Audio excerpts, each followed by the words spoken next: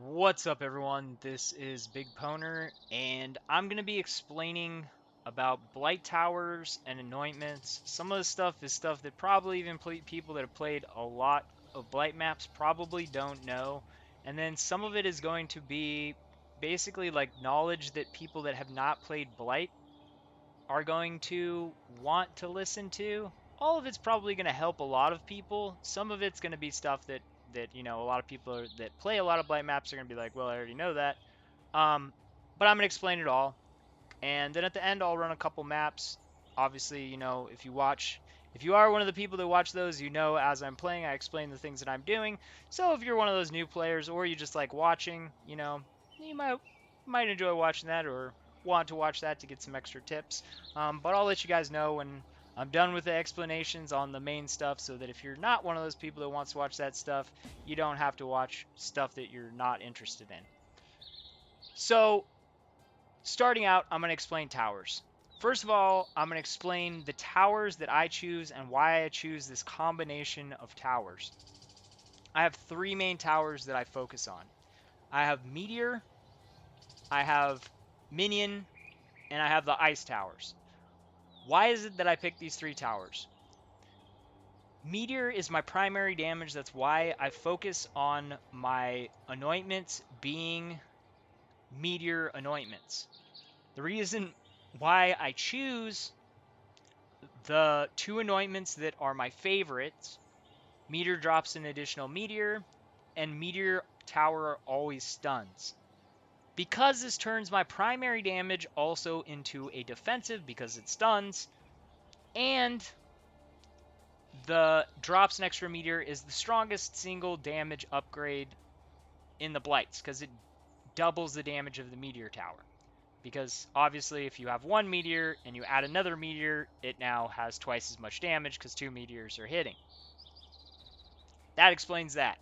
Turns primary damage, biggest damage increase, and it gives it some defensive qualities. The defensive towers.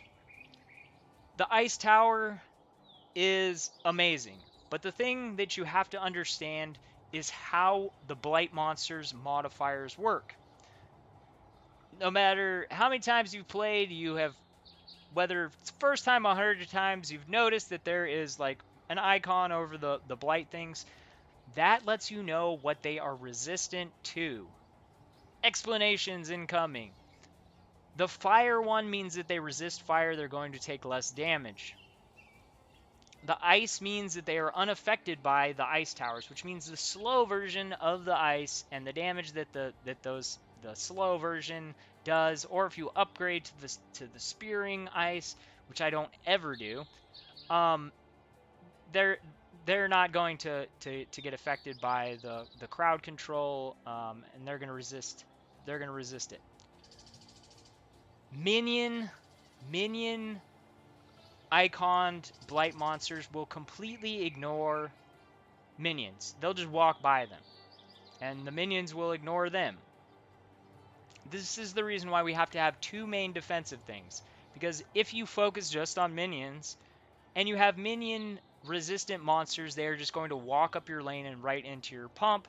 Obviously, this is not an ideal situation. This is why we need two primary defensive things. And also the reason why having a meteor stunning is also going to provide extra crowd control, for anything that the meteor hits that it doesn't instantly kill. Obviously, instantly killing is better, but there's a lot of stuff that is not going to get instantly killed. The other reason why I've chosen this combination, the minions, is because the minions can double as damage or crowd control. The mass majority of minions I will spam as level 1s or upgrade to the point where they're at the last upgrade. Why is this? Because as you upgrade them, they gain more health and there's more of them, which means they can plug more stuff up. So, makes them better at crowd controlling. For damage, if you have a bunch of spam minion towers and there's a lot of stuff that's resistant to fire damage, you can upgrade to the flying spitty dudes. Those do good damage. The thing that you need to note is then they no longer are going to be providing crowd control. Stuff will walk by them. They damage, they do not crowd control. The best place to place these is in a zone where the freeze tower is going to lock them in place so that they will get to sit there hitting them. The other thing that I like to do if I'm going to be using them as damage is I like to put them in a group where there is a bunch of the minions and the ice towers so that there can be some minions dealing damage, but I still have the plugging capabilities of the ice and minion combo. So it doubles his damage and crowd control. And those are the only two ways that I do it. The problem with the golem upgrade is then it's just one minion. It does not have the plugging capabilities that a mass group of stuff has, and the upgrade cost to that for something that basically, in my opinion, is not as good as a defensive choice is basically the cost, well, it is the cost that it would take to upgrade to a, well, it's 50 less than adding another stage 3 minion tower.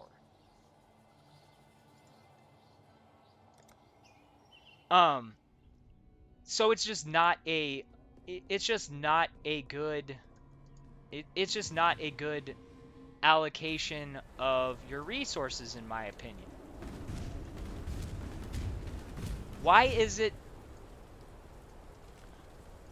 Where is it? Oh, I already have this.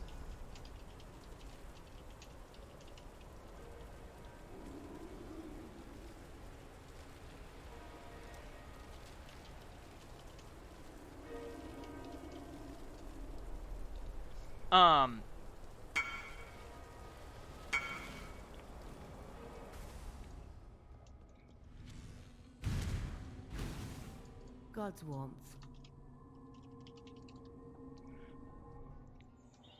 Why is it that you will see sometimes I use the stun towers. Why is it that I heavily favor the ice tower over the stun tower? First of all, you can spam them and they have slowing capabilities from level 1, and then obviously you can upgrade them. And the thing is I do use them as slows and, the fully upgraded one. The fully upgraded ones gain increased area of effect. They are the size of the stun one. Why is it that they are better than the stun towers? Think about it like this. If you have the stun tower set up and it's got this big circle, if there's a branch going right through the edge, that means it's not going to have very much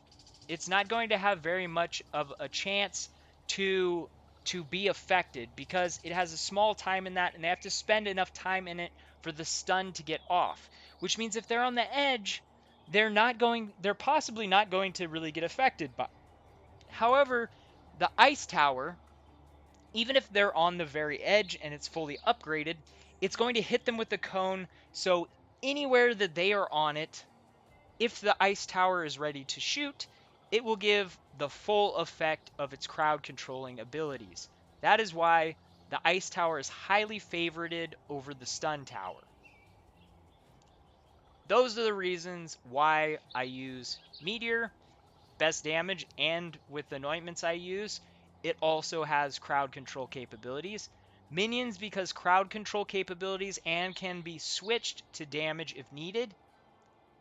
Ice Tower because it's just flat out the best defensive tower as far as my experience doing hundreds and hundreds and hundreds of maps over the last 3 seasons since Blight League came out.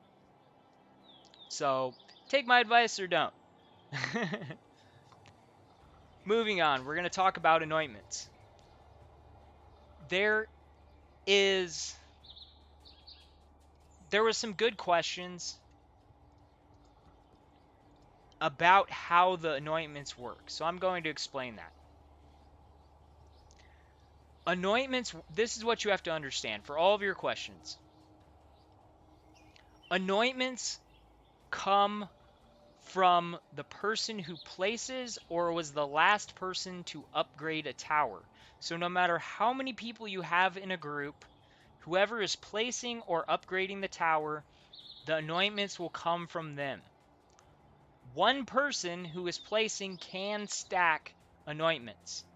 If I were to have on 2, your meteor drops an additional meteor, it would have 1 from 1 anointment, 1 base one, and 1 from the second anointment. It would drop 3 meteors. However, I wouldn't do this because I feel like on the first, this is the way that I look at it. The first upgrade makes it have double the damage. But now we have 2 as our base. It adds an extra meteor. It does not double the meteors. So we're going from 1 to 2. With the second one, we're going from 2 to 3. Proportionally, the upgrade is not as good. And the other things that you can get... Hi, Bean. My fat doggy came in my room. The other things that you can get just provide too much. The meteor always stuns. In my opinion, it's just too good of a secondary anointment to warrant going with 2 meteor drops. But maybe you're severely lacking damage and you have a lot of crowd control, and that's something that you want to do. In most cases, I don't think that anointment stacking is viable. But what is viable is if you're playing in groups to allocate players to have anointments for different towers. So I'm going to use an example of 2 players. If I'm playing with 2 players and I know we're going to be using meteors, we're going to be using my setup, meteors, minions, and slow towers. My suggestion would be to have one person have anointments for the damage towers. They could, do the meteor setup, and you could have the other person have upgrades for the defensive towers, the frost tower or the minion tower. The thing is that then those players have to make sure that the correct player is placing or upgrading the correct tower, or the tower will not be getting any upgrades. If someone's better at building in this hypothetical situation, they should be the one that is using the non-meteor anointments. And why is that? Because meteor towers do not get meteor tower anointments until they are fully upgraded. Which means if one person is placing all of the towers and they have the utility upgrades, they would be able to place all of the towers, and then the person with the meteor upgrades would be able to just finish upgrading it from a fireball to a meteor, where it would actually gain the effects of their anointments. The thing that you should be aware of if you're planning to do group Blight maps is that Cassia has to place the tower. Why is this important? She will randomly follow a player. I've played a lot in groups, and I honestly do not know how Cassia decides what she's going to do, because it's not always goes to the map creator. It's not always goes to the visitor. She, in my experience, just does whatever she wants. Maybe I'm wrong and I've completely missed something, but that's kind of what it feels like to me. The truth is, though, she will follow someone. As long as everyone in the group pays attention to whether or not Cassia is following her, then they can pay attention to making sure that they take Cassia to place the towers. Placing the tower with Cassia does not determine whose anointments are going to be affecting it. She just activates it. Once it's activated, you don't need Cassia to upgrade it. That's the reason why I like early laying extra towers if you have the spaces and they're strategically good spots. Makes it better for quickly upgrading them because you don't have to wait for Cassia to run over it to build it, basically.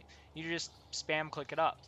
So the best suggestion is to play with headsets if you're able to, if you're playing in a group, so that if you don't have Cassia and you start getting overran on your side and you place towers and you don't have Cassia, you can be like, dude, you got to get over here and get Cassia to place these towers because otherwise we're going to lose. So that is my suggestions about that stuff. I'm going to go ahead and play a couple maps. Those are the main things that I wanted to touch on. I really like the questions that players have been asking. I really like the questions that that people have been asking. I really do appreciate when people aren't assholes. I don't appreciate when people are assholes, but when you have good questions, whether it's a new person question, whether it's an experienced person's question, or when you're giving feedback to the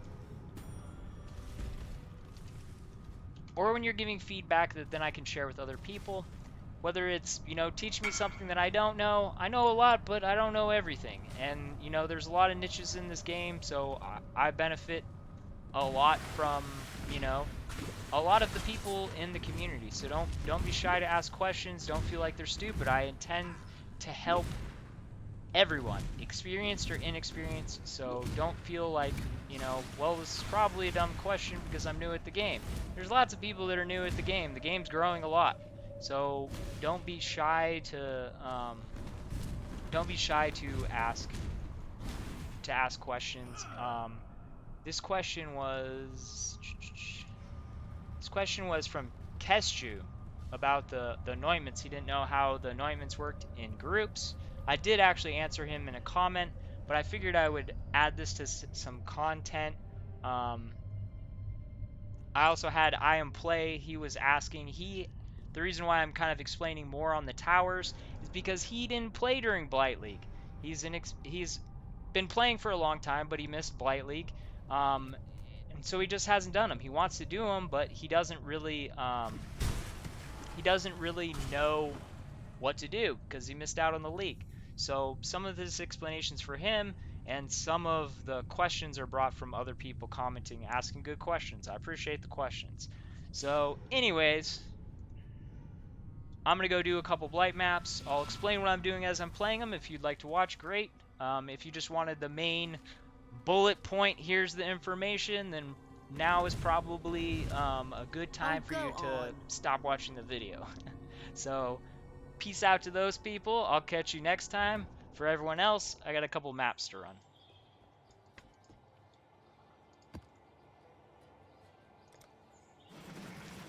Got a couple maps.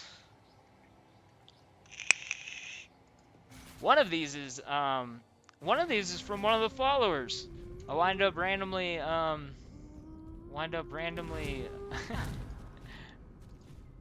randomly buying a map. Oh man. So normally you're supposed to run around and check the map. The reason why is because sometimes there's a really big map, and knowing the layout of the map is a huge advantage. Sometimes I just click stuff without thinking, especially when I'm recording or when I'm feeling really lazy. The reason why you want to search first and get the layout is because we can use this button right here to start the blight counter at any time. So it's not like I have to start it now, otherwise, after I search the map, I'm going to wind up in a situation where, I'm, going to have to wait. Oh, I can't even get up there. So, I mean, it's really not a big deal for me in this case, because I obviously have plenty of time to place everything. So for like doors like this, a really good space if I wasn't trying to set up here.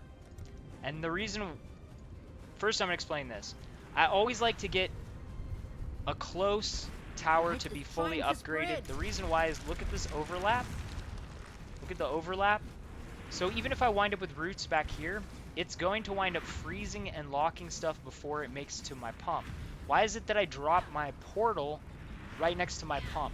See how easy it is to see the portal? See how easy it is to see the portal? When stuff gets really crazy, if I start having a lot of these nodes appearing right by my thing, it can get hard to recognize where your pump is. By putting my portal right on top of it, if stuff starts getting crazy, I'm going to be able to recognize where my pump is and where I need to be defending the most in that situation.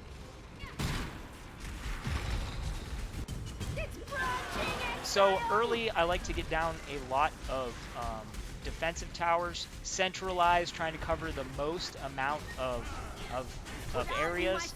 This is a slow that's touching a lot of lanes. This will end up getting upgraded to a freeze tower. I like to have minions by my freezes because they work as a plugin. Like, it's kind of like a double hold. If the minions are dead, the Frost Tower will give them a chance to respawn. The blight is trying to spread. Offset towers, like in corners like this, if I can already get centralized... Oh, shit.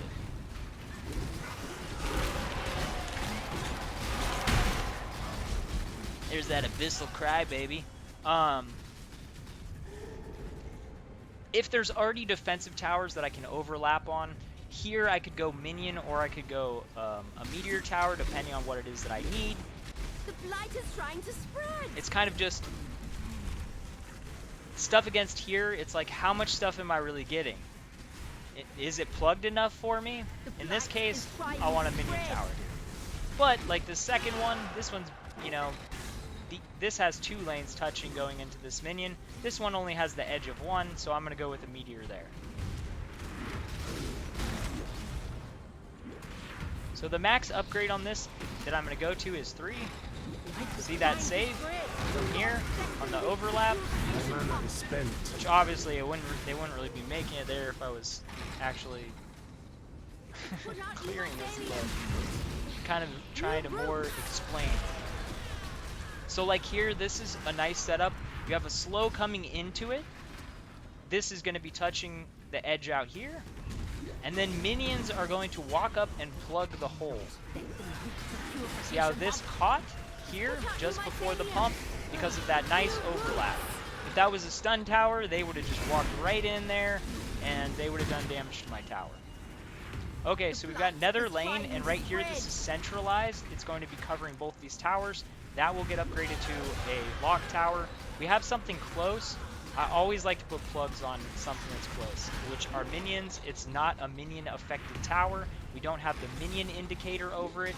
We do have a minion indicator right here, which means I want more cold on this. Since this one is going to be affecting more lanes, but this, when it overlaps, will be able to affect, you know, more stuff. Shit. Too much talking, must start killing.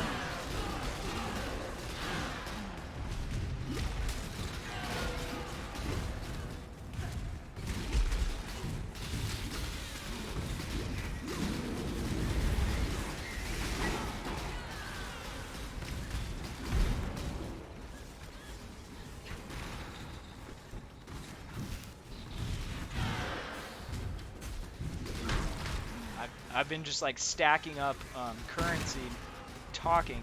We got like 4,000 left still. So this is going to be a plug spot.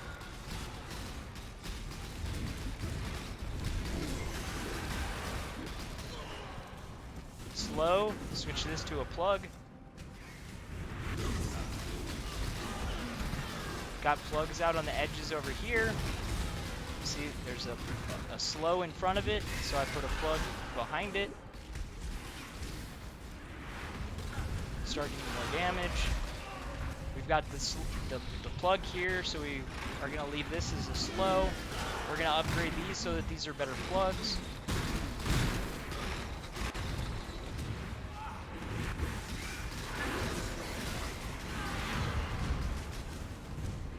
Another thing that you need to realize is small minions do 1 damage.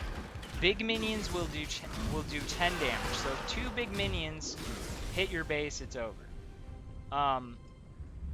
So you need to keep that in mind. There's also splintering guys. Splintering bosses will kill your base in 1 hit, even if it's at full life. Why is that? Because when it hits, it splinters, and then they immediately go in. Hit, splinter, go in. Hit, splinter, go in. So if that hits, you just lose. So those are an absolute must kill, must stop. If you're going to let some small stuff through trying to take that down, you need to understand that that is an instant death for you. So those are a priority to take down.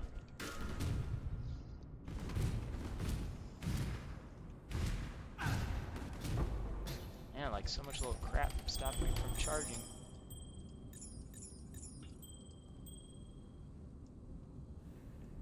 Ugh. Ugh.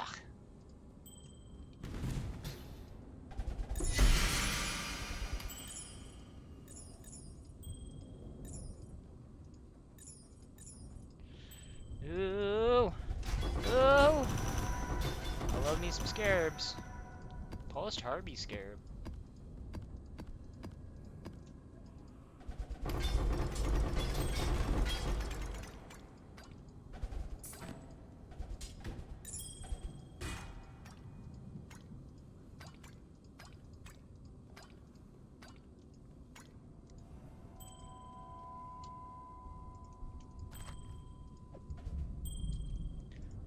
Also, getting down low level towers early before stuff starts getting crazy makes it so that you will be able to more easily spend your currency as it comes in.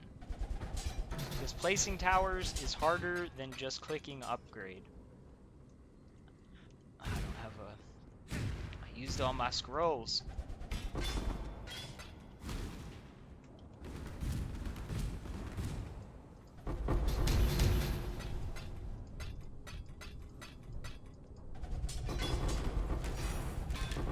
Hey!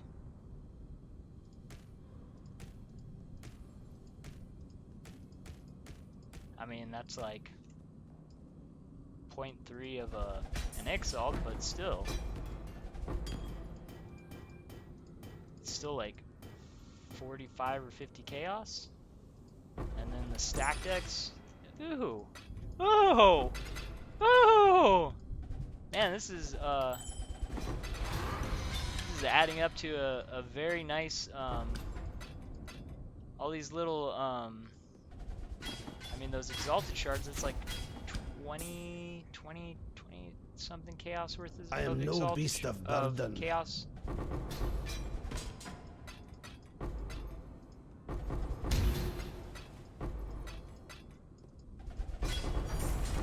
Oh! Oh! Money, baby! Money! Give me that money!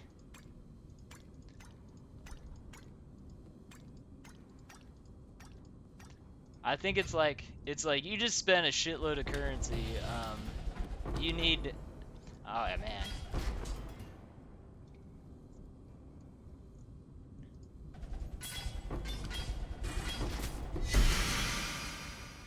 Okay. Let's go, throw all this stuff in and come back and collect.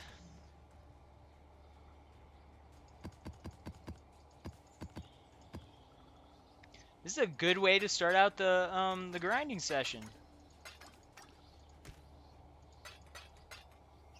Hey, I just completed another exalted orb. They add up, they add up.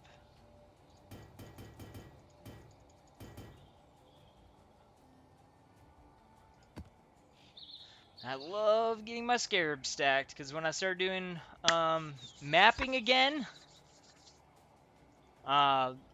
they will be, all that stuff is going to help me generate even more currency through mapping, and I won't have to trade, which I love that. I love that, man. Take all these essences. I used a bunch of essences doing some crafting, and that is a sweet thing. I mean, obviously you can sell the essences. Some of them are like a decent amount.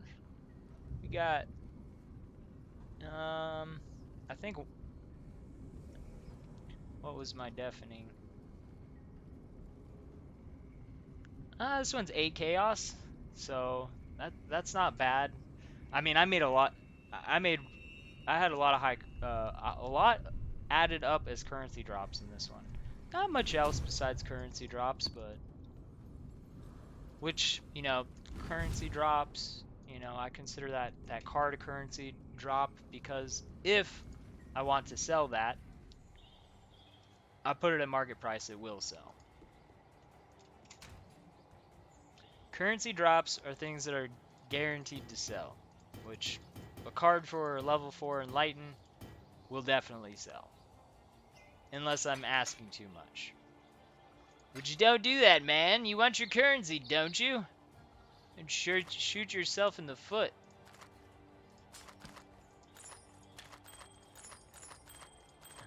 I probably won't sell it, though. I think I might be getting close to actually completing a level 4 Enlighten, which is always good to have one. I might wind up using one in a build. I think every league I wind up using one at some point.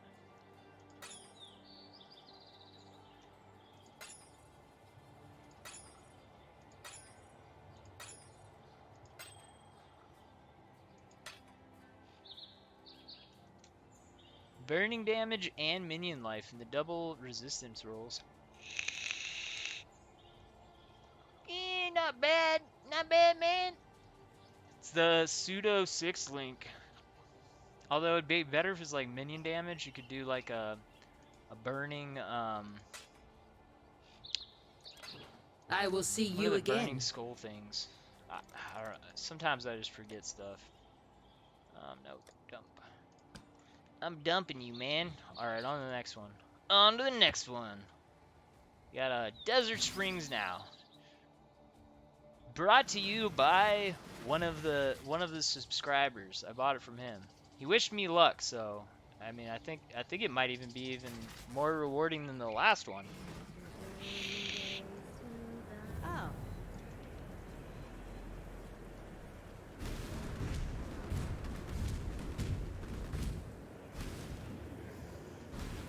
I really like Desert Springs as an actual map for mapping. I don't think it's the most popular map for Blight maps, and I think that that's because it's more open. Here's another tip. More open maps are going to be harder for a lot of builds because there's less choke points. If you know how to choke, if you know how to use choke points, maps like I was just in where there's doorways that you can plug up easier are just going to be easier maps. So like I said, you know, ooh, we got a nice little starting spot. So I'm going to go Meteor, put a little minion on the front, and we'll do a level 1 little slow here. Let's see what this tower can really do. Which is going to spend all of my currency that is able to be spent, and then I'm going to start it. See here, once again, you know, prioritizing nice overlap. You saw those saves on that because I was slacking a little bit, talking a lot. See this right here? Look at how much coverage that's going to get. All the lanes that it touches, even just as a slow, that's a very powerful spot. As far as right here, this is going to be a good allocation for minions as another plug spot. You notice how I kind of go for in these like links. Over here, you know, we have a couple choices here. This is going to be great overlap when we upgrade it. This, a level 1 slow here is going to just kind of have a lot of coverage on this lane because it's in the middle. It's going to just constantly be slowing. And then if a lot more stuff starts coming from that direction, it's going to give me a good option for an upgrade tower.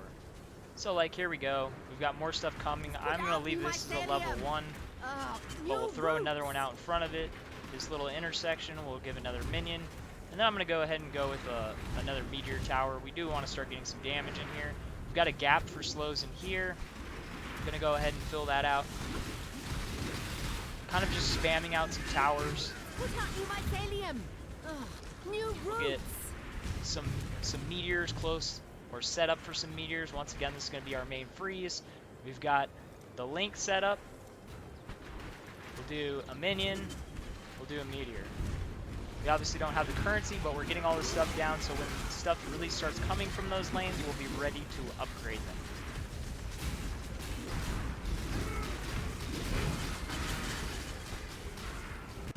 It's not. Let them reach the purification pump.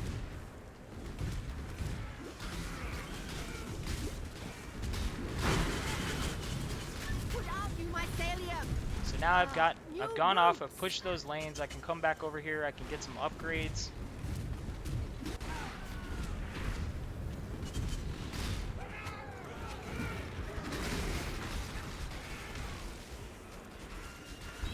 Now I've got some stuff to plug that up a little bit, which will give me breathing room for, you know, working on other sides, clearing stuff, pushing it, collecting up more stuff. kind of just rotating back and forth, side to side, clearing stuff out. This was the last spot I checked. You know, it plugged it up, and then I just come and clear it out. We've got a spawn point right here. Like I said, I always like to take and get down minions by it to try and plug it up if it's not a minion base.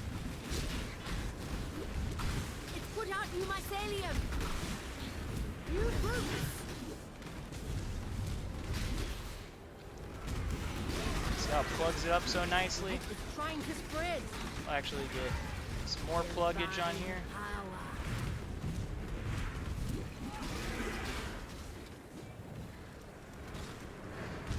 So now I'm kind of in a position where, you know, I want to start getting my more stuff upgraded.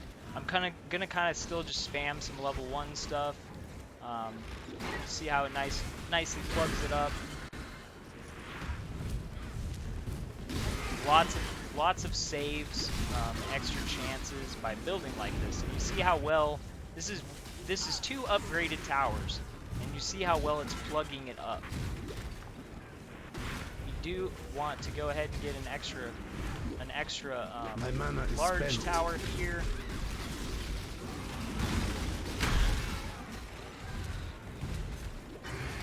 It's kind of like, where is the most stuff coming from? Where do I need my upgrades the most? And I've got all this stuff already up, so what is it I can do? I can just get these upgrades on. Right here, you know, this is going to provide coverage for any of the directions. Once again, it's more just assurances, basically, that it's gonna be all right, man. It's gonna be all right.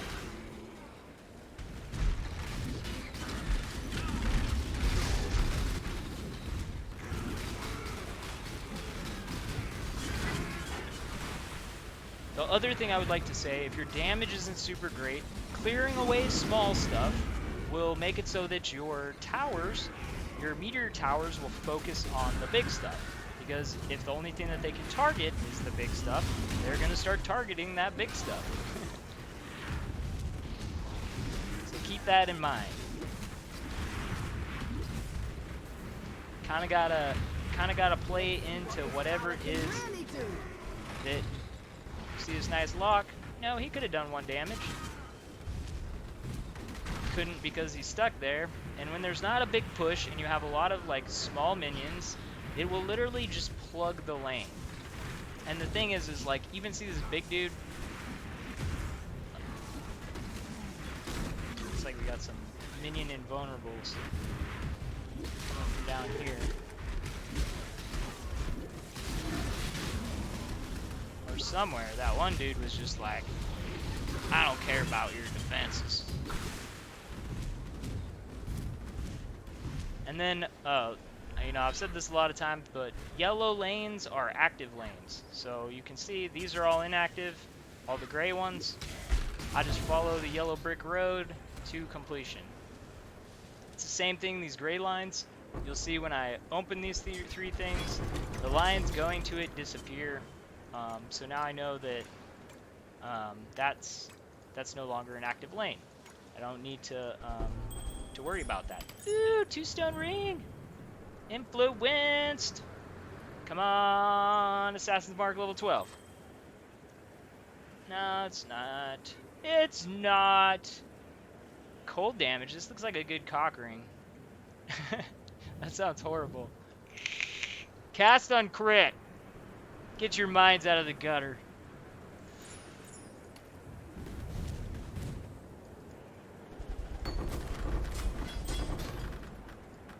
Gives a whole new meaning to Shaper Ring.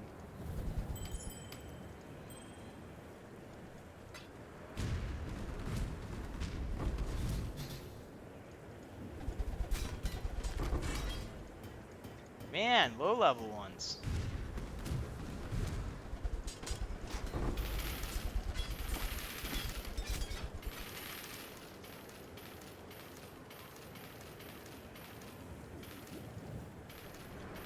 Dude, I have so many Perandus coins. So many Perandus coins. I haven't seen anything good from him.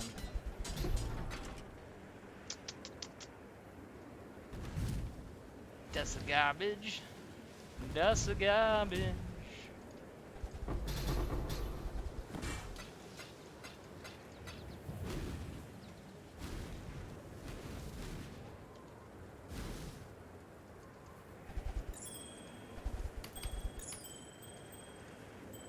There's got to be a gem in here somewhere. Don't let me down, Blight maps. Yeah, there's some stack decks. A little currency.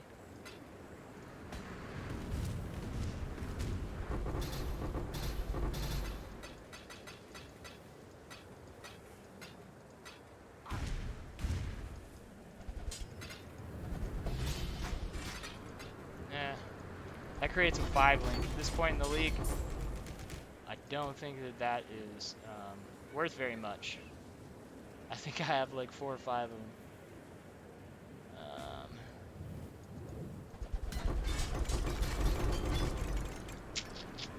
Man, not even a crimson. What is this, man?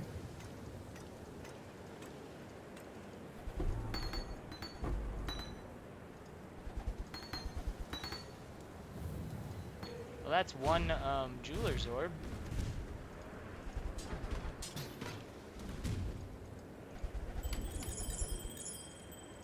I am no beast of burden.